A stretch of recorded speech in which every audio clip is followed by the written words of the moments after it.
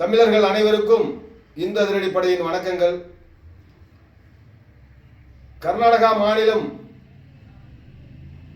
அந்த கர்நாடகா மாநிலத்திலே மேகதாது அணையை கட்டுவதற்கு கர்நாடக அரசு பல்வேறு பணிகளை செய்து கொண்டிருக்கிறார்கள்.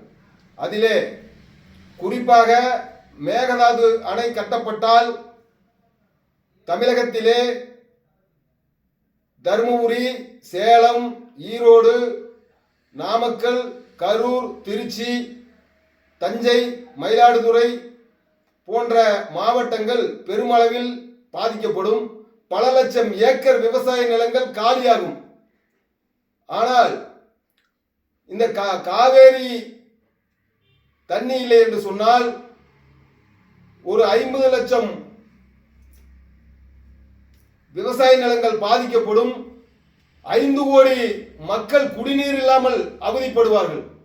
ஏனென்றால் காவேரி குடிநீர் இல்லாமல் தமிழர்கள் பாதிக்கப்படும் நிலை இருக்கிறது.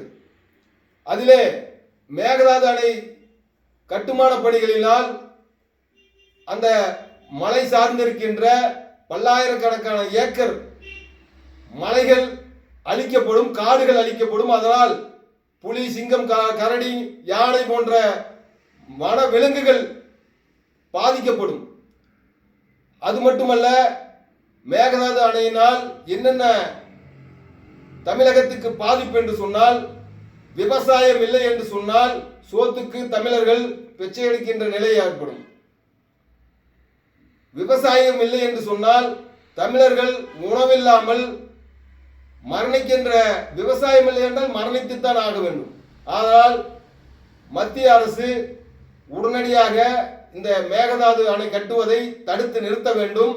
காவேரி மேலாண்மை வாரியம் உடனடியாக அதை தடுத்து நிறுத்த வேண்டும். தமிழக அரசு இப்பொழுது சட்டமன்றத்திலே ஒரு தீர்மானம் நிறைவேற்றிருக்கிறார்கள். அதை அனைத்து கட்சியும் ஆதரித்திருக்கிறார்கள்.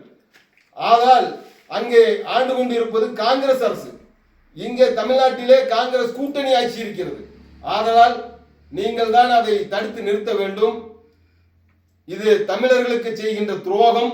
ஒவ்வொரு தமிழனும் விழித்தெழ வேண்டும். காவேரியை பாதுகாக்க வேண்டும். மேகதாது அணை கட்டுவதை தடுத்து நிறுத்த வேண்டும் என்று இந்த அதிரடிப்படை கேட்டுக்கொள்கிறது. நன்றி, வணக்கம்.